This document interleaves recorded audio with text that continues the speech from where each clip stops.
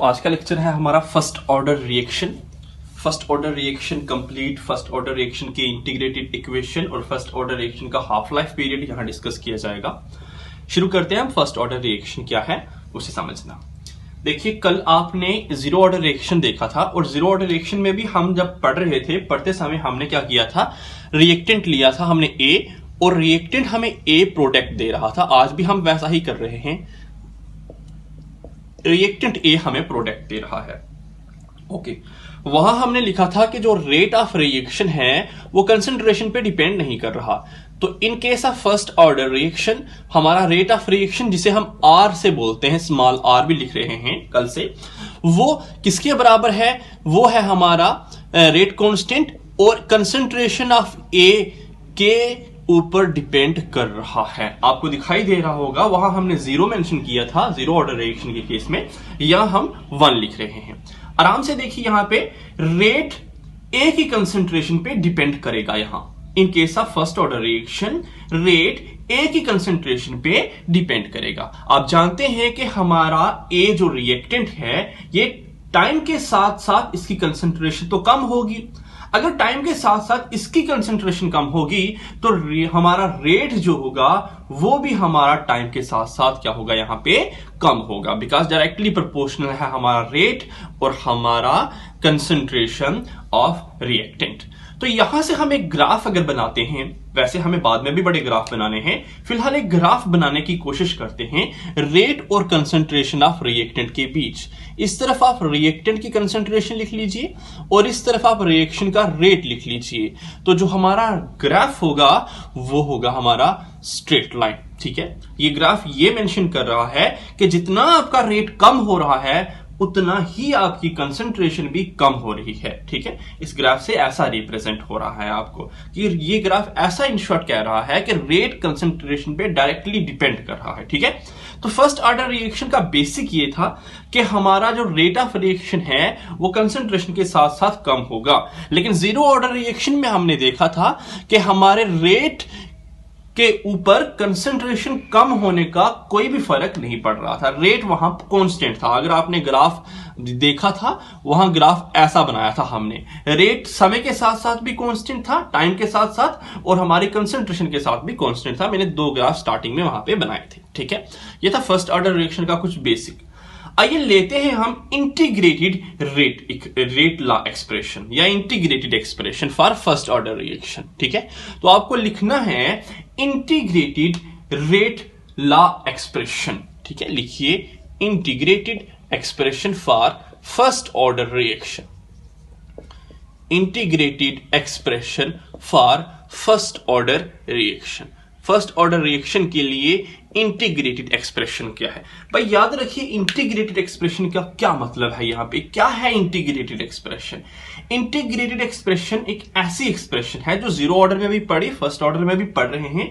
ये हमें concentration of ए ये बताएगी कि कैसे कंसंट्रेशन ऑफ ए डिपेंड कर रही है हमारे टाइम के साथ साथ, या हमें ऐसा बोल दीजिए कि ए की कंसंट्रेशन किसी भी टाइम पे बताएगी, वो हमें इंटीग्रेटेड एक्सप्रेशन बताएगी। ठीक है, कि ए की कंसंट्रेशन जो है उसकी डिपेंडेंस क्या है टाइम पे के ऊपर, या किसी भी टाइम पे ए की कंसंट्रेशन क्या है, वो हमें कौन बता रहा है? इंटीग्रेटेड रेट एक्सप्रेशन बता रहा है। तो आइए इंटीग्रेटेड रेट एक्सप्रेशन लिखते हैं हम अपना फर्स्ट ऑर्डर रिएक्शन के लिए। एक बार फिर से लिखते हैं, ए गिव राइज टू प्रोडक्ट। ए हमें प्रोडक्ट्स देता है, ए गिव राइज टू प्रोडक्ट्स। अब यहां पे हम रेट रिएक्शन का लिखें तो रेट ऑफ रिएक्शन जिसे हम आर लिख रहे हैं वो किसके बराबर होगा? वो होगा हमारा रेट कांस्टेंट और कंसंट्रेशन ऑफ ए, और साथ में उसका ऑर्डर क्या है? 1। क्लियर है यहां तक? ठीक है, अब हम रेट को ऐसा भी लिख सकते हैं in term of reactant and product. अब आपको याद है कल भी लिखा था, रेट को हम ऐसा भी लिख सकते हैं, यहां 1 है तो लिखेंगे, रिएक्टेंट के केस में माइनस लिखते हैं, -1/1 concentration of A with respect to time. मानते हैं आप इस बात को? या आपने फर्स्ट लेक्चर में पढ़ा था? ठीक है, अब इन दोनों इक्वेशनों को आप इक्वेट कर लीजिए। इन दोनों इक्वेशनों को जब हम इक्वेट करेंगे तो हम ऐसा लिख सकते हैं, dA/dt dA/dt, और साथ में क्या है, K और A की कंसंट्रेशन। अब 1 लिखे ना लिखें कोई फर्क नहीं पड़ने वाला, ठीक है। क्लियर हुआ आपको यहां तक? अब हमें क्या करना है, अब हमें इसी इक्वेशन पे इंटीग्रेशन लगानी है। तो हम क्या करते हैं, इस इक्वेशन पे इंटीग्रेशन लगाते हैं। तो आइए हम इंटीग्रेट करते हैं इस इक्वेशन के ऊपर, इस इक्वेशन को, ठीक है। चलिए एक और चीज भी देख लीजिए। थोड़ा सा क्या करेंगे, ये देखिए, जो हमारी a वाली टर्म है उसे हम अलग कर देते हैं और t को अलग कर देते हैं। तो a वाली टर्म को हमने अलग किया, हम लिखते हैं dA/a वाली को अलग कर दिया ना, dA/a, और t वाली को अलग कर दिया, ये हमारा k है, k, ठीक है, माइनस k, ठीक है, पीछे ले गए ना, माइनस k और साथ में dt। देखिए हुआ क्या कि जो k है ये चला गया पीछे, तो माइनस k और साथ में है dt, माइनस के साथ में dt, और dA/a, a वाली टर्म को अलग कर दिया और k वाली टर्म और t वाली टर्म को अलग कर दिया। अब इस इक्वेशन पे लगाइए आप इंटीग्रेशन। तो इसे हम करेंगे इंटीग्रेट, हम कर रहे हैं इसे इंटीग्रेट, ठीक है, इंटीग्रेट करेंगे। अब इंटीग्रेट जब करते हैं तो हमें पता है हम लिमिट्स पुट करते हैं। तो आइए हम लिमिट्स देखते हैं। इस यहां पे हमने कल भी देखा था कि जब टाइम हमारा t 0 था, तो तब हमारे a की कंसंट्रेशन किसके बराबर थी, A0 के बराबर थी, ठीक है। और इसे हम बोल रहे थे ये इनिशियल कंसंट्रेशन है, ठीक है। और जब हमारा टाइम t के बराबर होगा, तब हमारे a की कंसंट्रेशन a के बराबर आएगी, और हम कह रहे हैं कि ये हमारी रिमेनिंग कंसंट्रेशन है, बची हुई कंसंट्रेशन, ठीक है, हमारी रिमेनिंग कंसंट्रेशन है। बस इसी चीज को आपने यहां पुट करना है, देखिए जब हमारा टाइम t 0 है, तब a की कंसंट्रेशन A0 के बराबर है।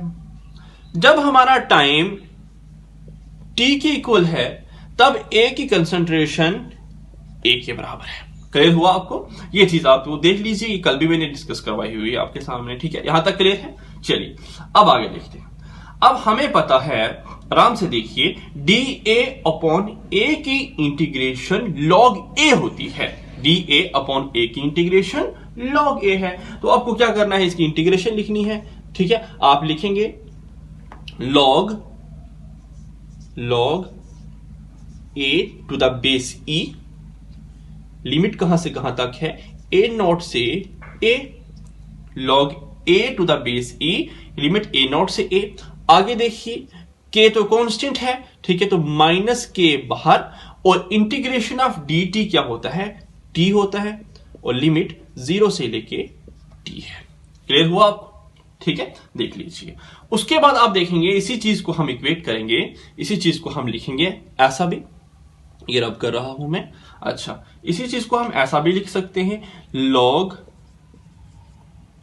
a to the base e, upper limit minus lower limit, log A0 to the base e, clear, ठीक है, is equal to minus k t minus 0।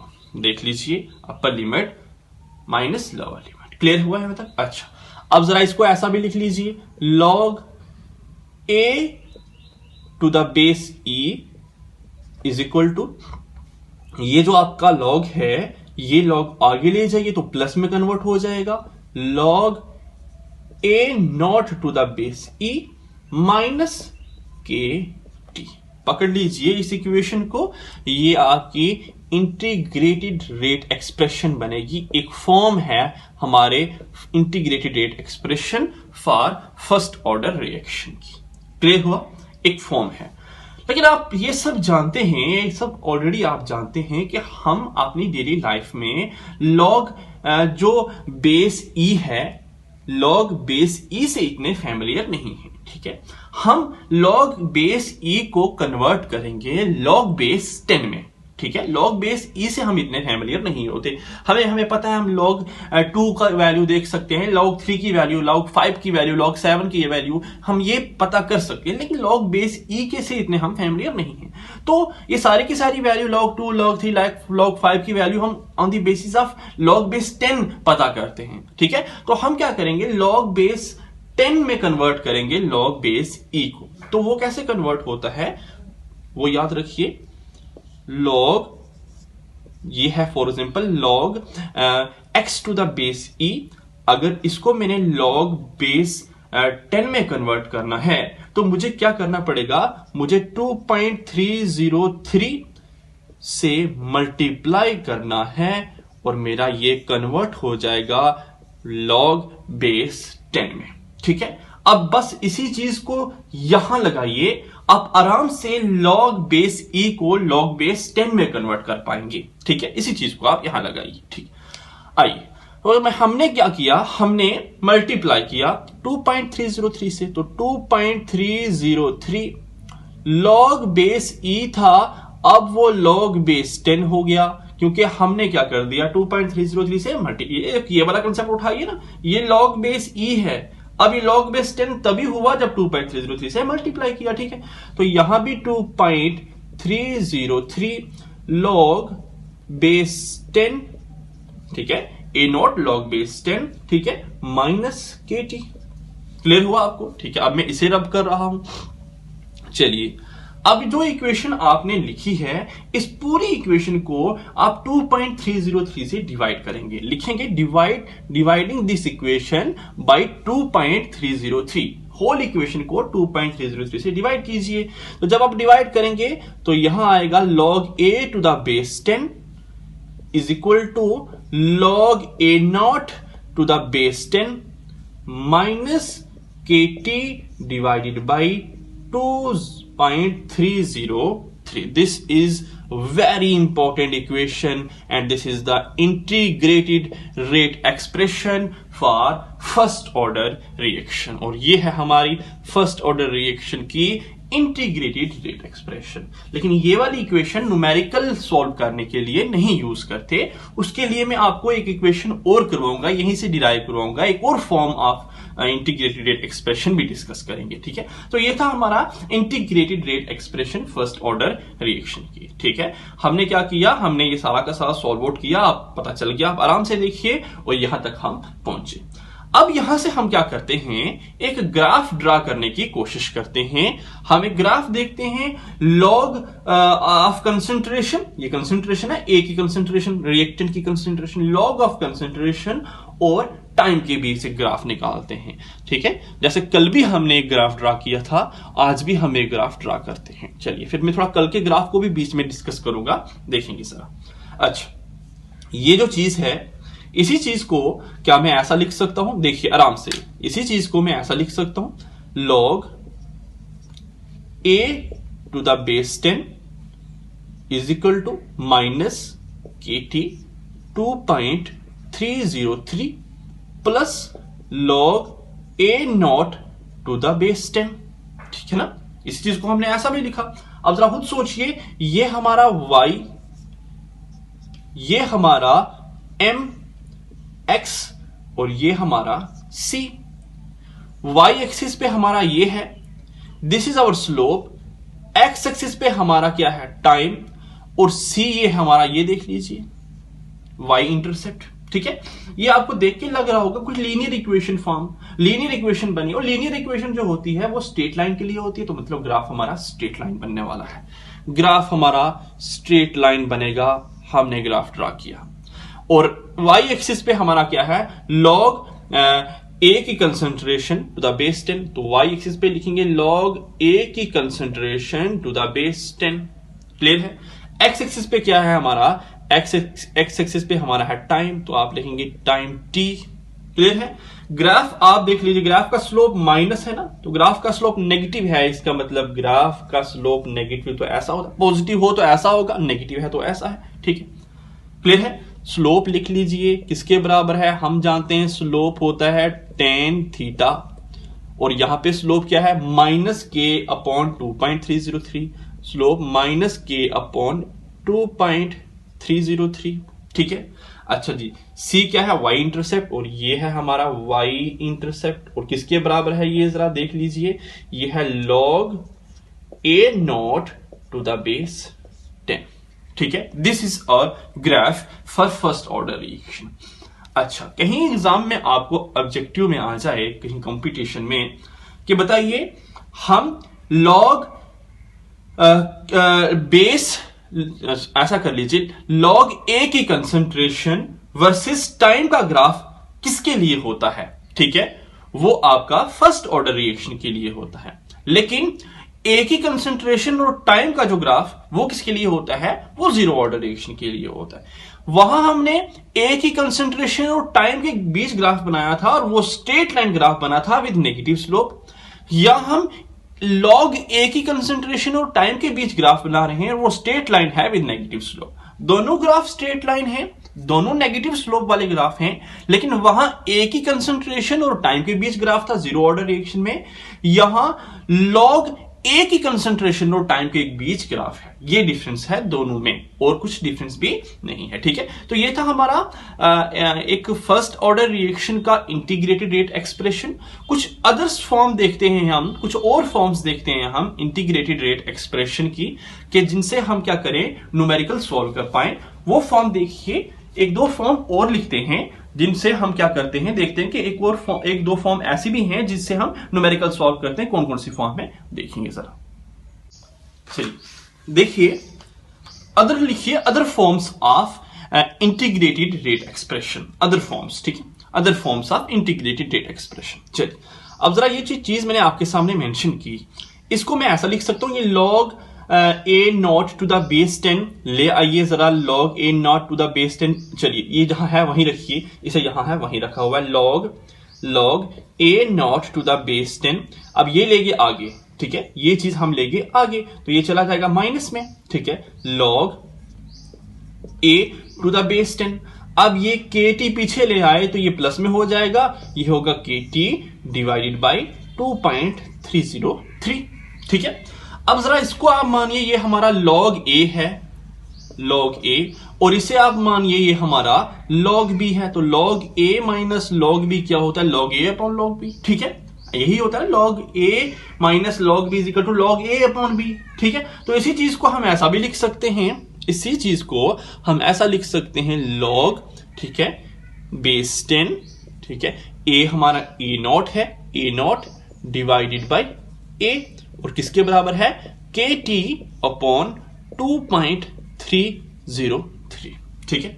अब यहां से टी निकालिए, तो टी निकालेंगे यहां से, टी होगा 2.303 upon K log base 10 A naught upon A. ये है हमारी वो वाली फॉर्म फर्स्ट ऑर्डर रिएक्शन की जिनसे हम न्यूमेरिकल सॉल्व कर सकते हैं मैक्सिमम, ठीक है। अब जरा बार बार मैं आपको बोलता हूं, टी यहां पे टाइम है, के रेट कांस्टेंट है, ये सारा का सारा कांस्टेंट है।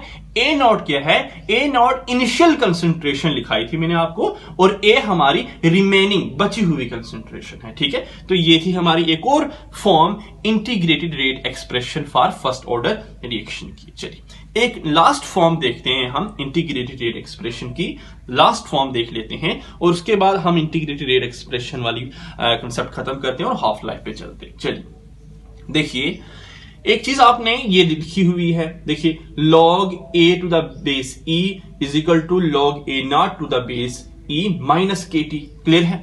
तो इसी चीज से मैं निकालने वाला हूं एक और फॉर्म को।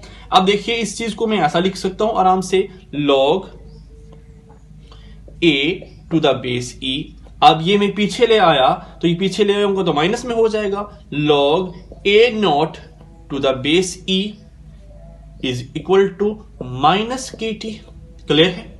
अब ये मानिए ये वही हो गया log A minus log B, और वो किसके बराबर होता है, लॉग ए अपॉन बी, ठीक है। तो आप लिखेंगे log A upon A naught is equal to minus K T, log A upon A naught is equal to minus K T, clear है यहां तक। चलिए थोड़ा देखते हैं आगे यहां रब करके।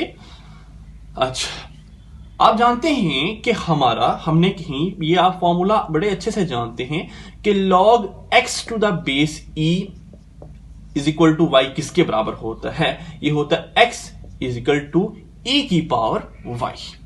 ठीक है, ये आप फॉर्मूले पढ़े हुए हैं, आपको पता होगा ये ऐसा फॉर्मूला हो।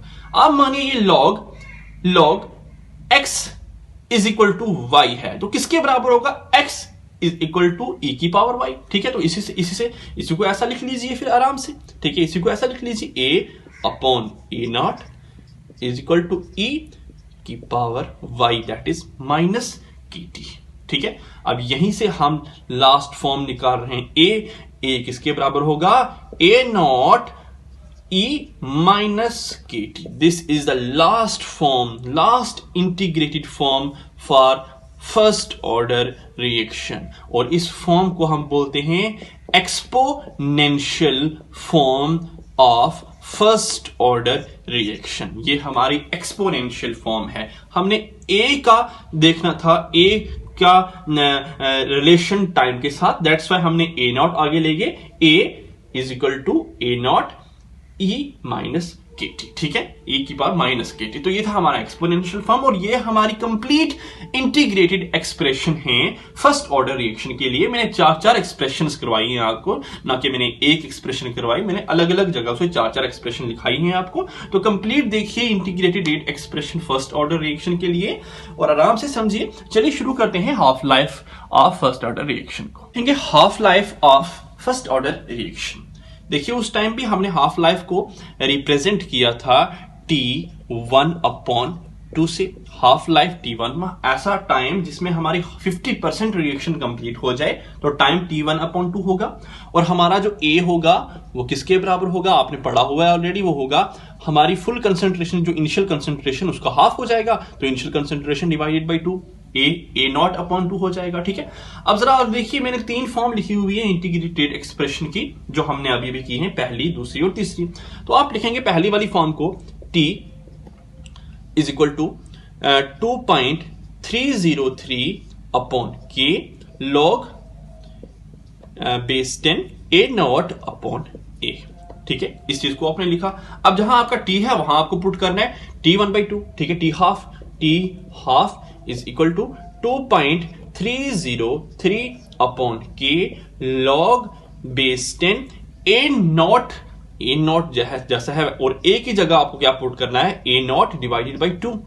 अब यहां पे हमारा a नॉट और a नॉट कैंसिल हो जाएगा, तो बचेगा क्या? वो आप यहां पे लिखेंगे, जो चीज बचेगी वो आप यहां पे मेंशन कीजिए। हमारा यहां से बचा T1/2 किसके बराबर होगा? 2.303, नीचे है k। अब ये log बेस 10 है, तो आप लिख सकते हैं log बेस 10, 2 चला जाएगा ऊपर, log 2 टू द बेस 10। ठीक है, log 2 टू द बेस 10 रहा। ठीक है, अच्छा अब यहां से आप लिखेंगे T1/2 is equal to 2.303 upon k। अच्छा, log 2 टू द बेस 10 की वैल्यू मैंने यहां पे लिखी हुई है, ऑलरेडी मेंशन की हुई, वो किसके बराबर होती है? 0.3010 या 0.30। तो आप क्या करेंगे, उसकी वैल्यू यहां पे लिखेंगे 0.3010। अब इनको हमने मल्टीप्लाई किया तो हमारा जो हाफ लाइफ निकल के आया वो किसके बराबर है? Approximately 0.693 upon k। This is our half life for first order reaction.